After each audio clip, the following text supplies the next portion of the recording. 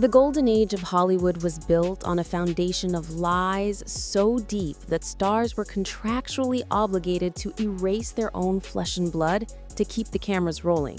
You have been sold a story of glamour and romance, but the reality, buried in the studio archives, is a timeline of forced abortions, staged adoptions, and parents who sold their children out for a shot at fame. While the studio spent millions lighting these icons perfectly, they spent just as much money paying fixers to bury the truth about their families. Today, we are going to open the files on the industry's darkest era to answer 3 specific questions.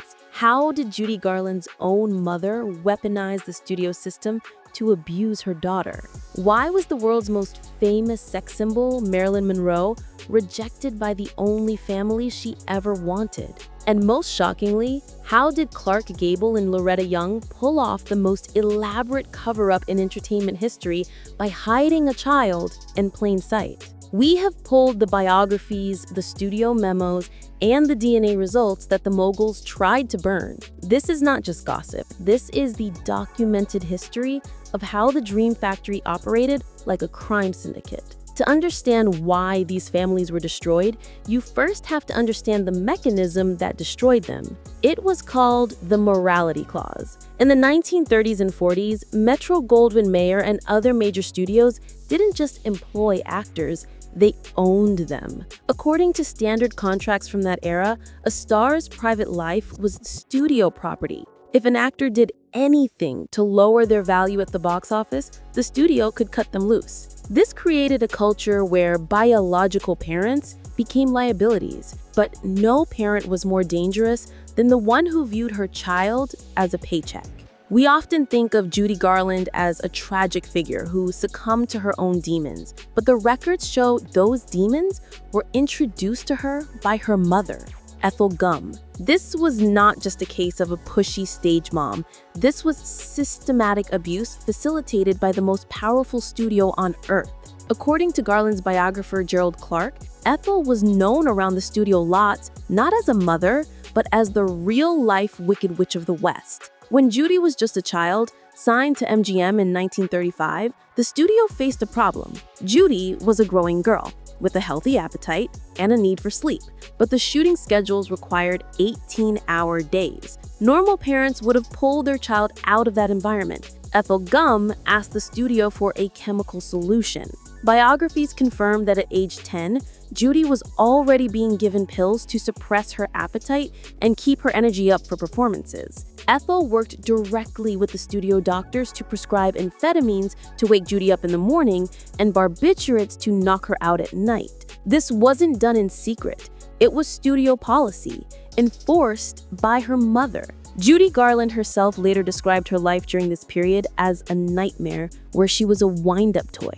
The financial motive here is clear. Ethel Gumm was living vicariously through her daughter's earnings. According to Garland's own recollections and incomplete memoirs, her mother would physically intimidate her if she refused to perform. There are accounts of Ethel telling studio executives that Judy was being difficult when she was actually just exhausted, giving the studio permission to threaten Judy with cancellation. The mother prioritized the contract over the child's health every single time. By the time Judy Garland was an adult, her metabolism was destroyed and her addiction was cemented. The betrayal here is total.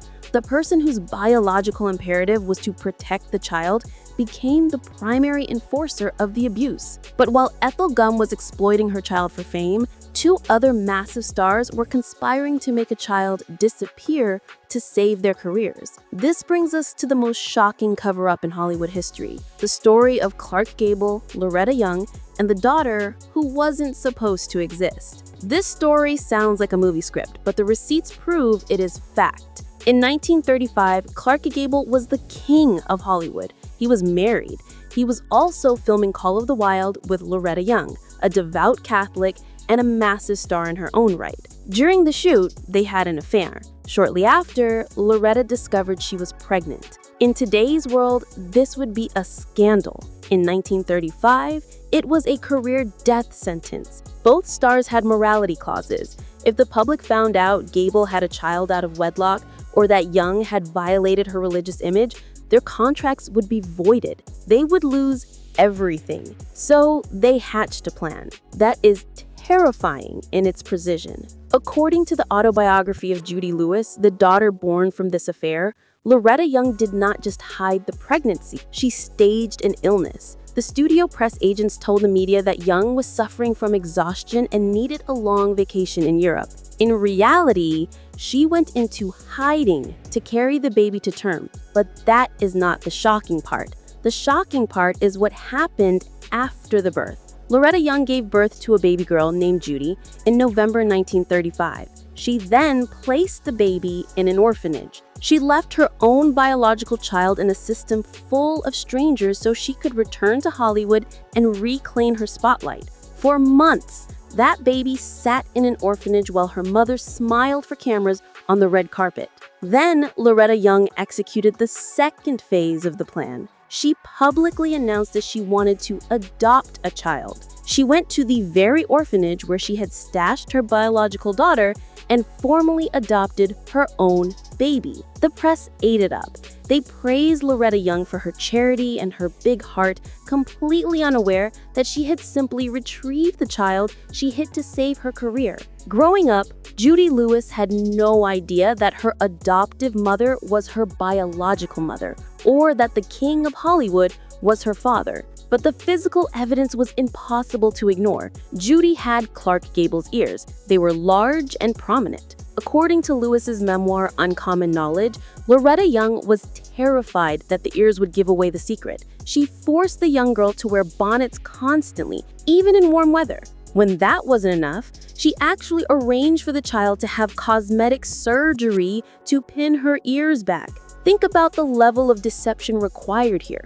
A mother putting her child under the knife to alter her physical appearance just to protect a lie. Clark Gable was complicit in this silence. He visited the house occasionally, not as a father, but as a family friend. Judy Lewis recalled a moment in her childhood where this strange, famous man came to see her. He sat on the edge of her bed and asked her about her life. He was gentle, he smoothed her hair, then he left. He never acknowledged her as his daughter. He never paid child support. He never fought for her. He simply protected his brand. It wasn't until Judy Lewis was an adult, long after Gable had died, that she confronted her mother and finally got the truth. The king of Hollywood had a princess he was too cowardly to claim. While Gable and Young successfully hid their secret for decades, another icon spent her entire life trying to find a father who refused to be found. Marilyn Monroe is the ultimate symbol of being wanted by everyone, but loved by no one.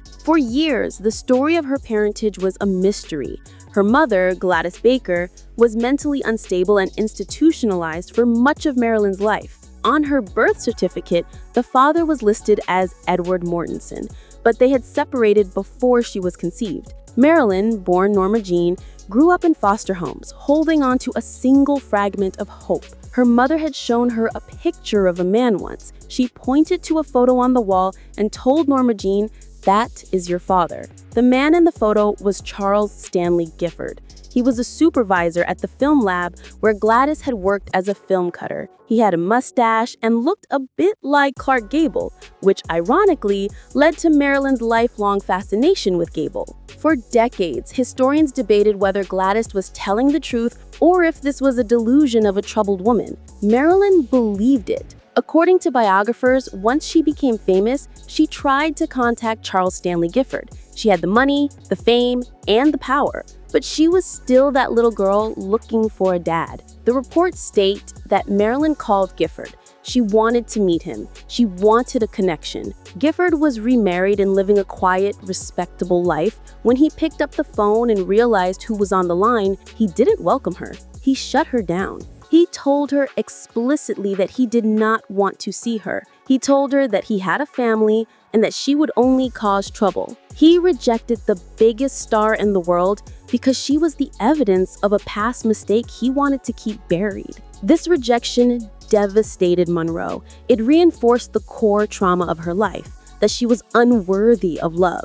She spiraled further into the dependency on pills and alcohol that eventually killed her. But the story didn't end there. The truth eventually came out, but it arrived too late to save her. In 2022, a documentary team performed a DNA test using a strand of Marilyn Monroe's hair and a saliva sample from Charles Stanley Gifford's great-grandchild. The results were conclusive. Charles Stanley Gifford was in fact her biological father. The next time you watch her play, look closely at her eyes during the coin toss. She isn't looking at the umpire. She isn't looking at the crowd. She is looking right through her opponent, visualizing the win. It is cold, it is uncomfortable, and it is absolutely brilliant. In a sport that is desperate for rivalries, Zheng Qinwen has done us all a favor. She has volunteered to be the villain, and as history shows us, the villain is usually the one who ends up with the most interesting story, and often the most trophies. If you want to understand more about the tactical changes Zheng made to her serve that allowed her to dominate the Olympics, or if you want to see the specific patterns she uses to break down defensive players like Coco Gauff, you need to watch the deep dive videos we have compiled. We have broken down the technical evolution of the top players in the world to show you exactly how matches are won and lost before the first ball is even hit. Check out the Tennis Playbook playlist right here on the screen. It is the essential next step to seeing the game like a pro.